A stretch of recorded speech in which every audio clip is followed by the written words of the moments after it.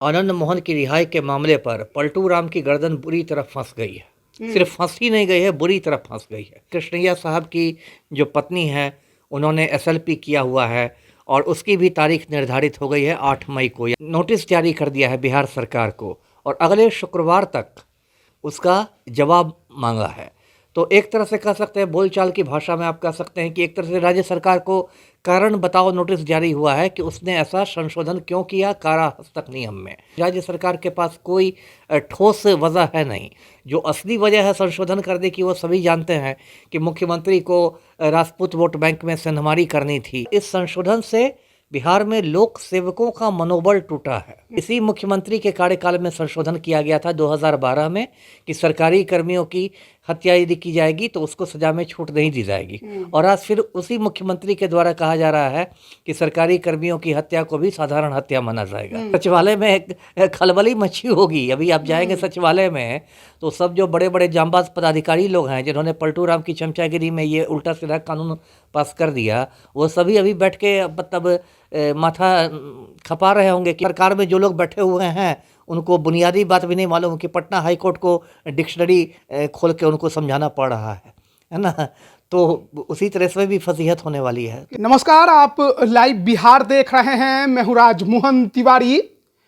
बिहार की महागठबंधन सरकार ने कुछ दिन पहले ही जेल मैनुअल में बदलाव करके उम्र कैद की सजा काट रहे पूर्व बाहुबली सांसद आनंद मोहन को रिहाई दे दी। लेकिन उसके विरोध में पटना हाईकोर्ट में कई जनहित याचिकाएं दायर की गई। इसके अलावा जो गोपालगंज के तत्कालीन डीएम थे जी कृष्णैया, उनकी पत्नी उमा कृष्णैया ने भी सुप्रीम कोर्ट में याचिका दायर की है, उस पर भी सुनवाई होनी है।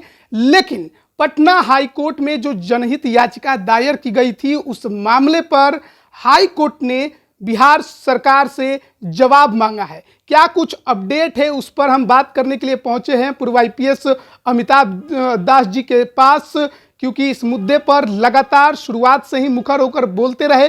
खुद भी इन्होंने पीआईएल दायर की है हाईकोर्ट में। तो क्या कुछ अपडेट इस पर आया है? देखिए, संक्षेप में ये समझिए, दर्शक ये समझे कि आनंद मोहन की रिहाई के मामले पर पलटू राम की गर्दन बुरी तरह फंस गई है। सिर्फ फंस ही नहीं गई है, बुरी तरह फंस गई है। और सुप्रीम कोर्ट में भी और हाई कोर्ट में भी। अब सुप्रीम कोर्ट में जैसा कि आपने बताया कि कृष्णैया साहब की जो पत्नी है उन्होंने एसएलपी किया हुआ है और उसकी भी तारीख निर्धारित हो गई है 8 मई को, यानी कि परसों उसमें सुनवाई होगी। साथ ही साथ पटना हाई कोर्ट में 3 लोगों ने पीआईएल दाखिल किया था जिसको जनहित याचिका कहते हैं। उसमें मैं भी एक शामिल हूँ और बाकी 2 लोगों ने भी किया था। तो उसमें से एक पीआईएल पर ऑनरेबल हाई कोर्ट ने सुनवाई शुरू कर दी है और 2 लोगों का बेंच है जिसमें एक माननीय चीफ जस्टिस साहब भी हैं, मुख्य न्यायाधीश भी हैं। और उस बेंच ने आपको नोटिस जारी कर दिया है बिहार सरकार को और अगले शुक्रवार तक उसका जवाब मांगा है। तो एक तरह से कह सकते हैं, बोलचाल की भाषा में आप कह सकते हैं कि एक तरह से राज्य सरकार को कारण बताओ नोटिस जारी हुआ है कि उसने ऐसा संशोधन क्यों किया कारा हस्तक नियम में। तो ये मुसीबत का सबब बन जाएगा क्योंकि राज्य सरकार के पास कोई ठोस वजह है नहीं। जो असली वजह है संशोधन करने की वो सभी जानते हैं कि मुख्यमंत्री को राजपूत वोट बैंक में सेंधमारी करनी थी। लेकिन ये ऐसी चीज़ है कि इसको आप आधिकारिक तौर पर तो कोर्ट में बता नहीं सकते कि हमने राजपूत वोट बैंक में सेंधमारी के लिए ऐसा कर दिया।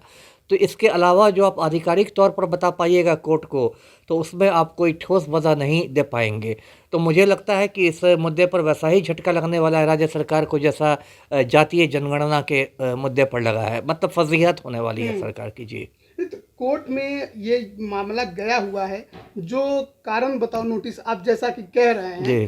तो उसमें क्या पूछा गया है कि क्या आपने इसमें जो संशोधन किया है वो सही है या गलत है, क्यों किया, बस यही सवाल रहे हैं?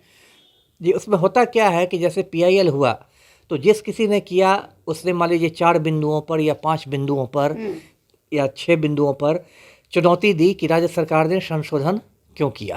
आपने किस मुद्दे पर चुनौती दी है? उस पर मैं आ रहा हूँ। और उसके बाद सरकार से जब नोटिस मांगा जाता है, इसका मतलब कि सरकार काउंटर एफिडेविट फाइल करेगी, जिसको हिंदी में कहते हैं प्रति शपथ पत्र। प्रति शपथ पत्र फाइल करेगी और उसमें एक एक बिंदु का आपको जवाब देना पड़ेगा। आप कोई गोलमोल जवाब नहीं दे सकते। यदि एफिडेविट में 6 बिंदुओं पर सवाल उठाए गए हैं तो आपको 6 बिंदुओं पर स्पष्ट जवाब देना पड़ेगा। तो यही मतलब प्रक्रिया है। और आपने पूछा कि मैंने किस बिंदु पर किया है, तो मेरा बिंदु ये है कि राज्य सरकार ने जो संशोधन किया है वो मनमाना है, आर्बिट्ररी है, अतार्किक है, अनरीजनेबल है ना, मेलाफाइड है, मतलब दुर्भावना से ग्रस्त है, अगेंस्ट पब्लिक इंटरेस्ट है, लोकहित के विरुद्ध है, और इस संशोधन से बिहार में लोक सेवकों का मनोबल टूटा है। तो मुख्य बिंदु मेरे यही हैं जी। अच्छा, मान लीजिए कि जो बिहार सरकार उस दिन अपना जवाब दाखिल करेगी कोर्ट में और जी। कोर्ट उनकी बातों से संतुष्ट हो गया, तो क्या वो जो याचिका दायर की गई वो खारिज हो जाएगी? नहीं, वो तो है, लेकिन देखिए उसी के उस दिन नहीं खारिज होगी, इसलिए क्योंकि मान लीजिए जब भी दाखिल करती है तो जो न्यायमूर्ति महोदय हैं उनको भी कुछ अध्ययन करने के लिए समय तो चाहिए। लेकिन ये बात सही है कि अगर राज्य सरकार के जवाब से संतुष्ट हो जाएगा बेंच, तो नेचुरल है कि पीआईएल खारिज हो जाएगा, मतलब उसको डिस्पोजल उसका हो जाएगा कि नहीं, आपकी बात नहीं मानी गई। लेकिन इसमें कानूनी रूप से बिहार सरकार बहुत कमज़ोर विकेट पर है। अच्छा। क्योंकि जिस तरह से हड़बड़ी दिखाई गई है और जिस तरह से सिर्फ एक अपराधी को बचाने के लिए उस संशोधन को बदला गया है, और ये वही संशोधन है जिसको इसी राज्य सरकार ने किया था। ये भी मैं दर्शकों को याद दिलाऊं कि इसी मुख्यमंत्री के कार्यकाल में संशोधन किया गया था 2012 में कि सरकारी कर्मियों की हत्या यदि की जाएगी तो उसको सजा में छूट नहीं दी जाएगी। और आज फिर उसी मुख्यमंत्री के द्वारा कहा जा रहा है कि सरकारी कर्मियों की हत्या को भी साधारण हत्या माना जाएगा। तो आप पर सीधे सवाल खड़ा हो रहा है कि भाई सेम सरकार, सेम मुख्यमंत्री, तो अचानक आप ये संशोधन क्यों कर रहे हैं? जरूर इसके पीछे कुछ राजनीतिक एजेंडा है, ये राजनीति से प्रेरित है। तो कानूनी रूप से इसमें बिहार सरकार तो बहुत कानूनी रूप कमजोर से है। बिहार सरकार गलत है या सही है? सवाल तो यही है। यदि मेरी राजनीतिक समझ है तो कानूनी रूप से सरकार 200% गलत है। इसलिए गलत है कि संशोधन कोई भी हो सकता है कानून में, संविधान में भी संशोधन होते हैं, लेकिन कोई भी संशोधन यदि होना चाहिए तो वो जनहित में होना चाहिए, पब्लिक इंटरेस्ट में होना चाहिए। एक खूनी को, एक अपराधी को बचाने के लिए आप संशोधन करते हैं तो उसको सीधे शब्दों में जो कानूनी भाषा में हम कहें तो वो मेलाफाइड है। तो पटना हाईकोर्ट में अगली सुनवाई कब है? अगली सुनवाई शुक्रवार तक ये जवाब मांगा गया है, तो मुझे लगता है फिर उसके आसपास ही एक हफ्ते, मुझे लगता है कि 2 से 3 सुनवाई में ये मामला निपट जाएगा। तो ये सारे पीआईएल जो पटना हाईकोर्ट में दायर की गए थे, सबके सुनवाई एक साथ है या अलग अलग है? नहीं, अभी तो जो पता चला है मीडिया के द्वारा, उसमें अभी एक की सुनवाई शुरू हुई है। और आज मैंने अपनी वकील से बात की थी तो उन्होंने बताया मुझे कि अगले हफ्ते मेरे पीआईएल की सुनवाई होगी।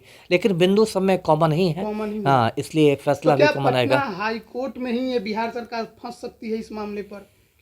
बिल्कुल फंस सकती है और फंस रही है। अब तो मतलब फंसने का काम शुरू हो गया। अभी तो मतलब अभी सचिवालय में खलबली मची होगी। अभी आप जाएंगे सचिवालय में तो सब जो बड़े बड़े जांबाज पदाधिकारी लोग हैं जिन्होंने पलटू राम की चमचागिरी में ये उल्टा सीधा कानून पास कर दिया, वो सभी अभी बैठ के मतलब माथा खपा रहे होंगे कि भाई अब इसका कैसे हम लोग बिंदुवार कैसे जवाब दें।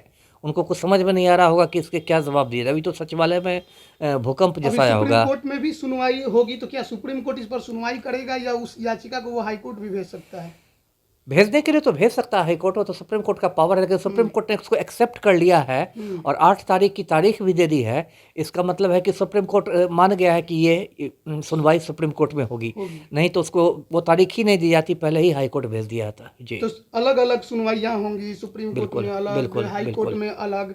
तो क्या लगता है कि जिस प्रकार का अभी माहौल, राजनीतिक माहौल बिहार में इस मुद्दे पर गरमाया है जी, लगातार हाईकोर्ट में बिहार सरकार को झटके लग रहे हैं, इस मुद्दे पर भी क्या झटका लगना तय माना जा रहा है? बहुत ज़्यादा संभावना। अभी मैं जातीय जनगणना में पटना हाईकोर्ट का फैसला पढ़ा था, 31 पन्नों का फैसला है। तो उसमें तो पटना हाईकोर्ट ने समझिए कि बिहार सरकार को बिल्कुल मतलब पानी पिला दिया है ना। उसमें आप फैसला पढ़ेंगे तो आपको बिहार सरकार पर तरस भी आएगा कि जिस तरह पटना हाईकोर्ट ने डिक्शनरी का उदाहरण के बारे में कहा है कि डिक्शनरी में सर्वे का मतलब ये होता है, डिक्शनरी में सेंसस का मतलब ये होता है। तो पटना हाईकोर्ट यदि बिहार सरकार को डिक्शनरी से समझा रहा है तो समझिए कि सरकार की कितनी बड़ी फजीहत हुई है। इसका यही मतलब है कि सरकार में जो लोग बैठे हुए हैं उनको बुनियादी बात भी नहीं मालूम कि पटना हाईकोर्ट को डिक्शनरी खोल के उनको समझाना पड़ रहा है ना। तो उसी तरह से भी फजीहत होने वाली है। तो आनंद मोहन के लिए अभी संकट की घड़ी है, घोर संकट की घड़ी है।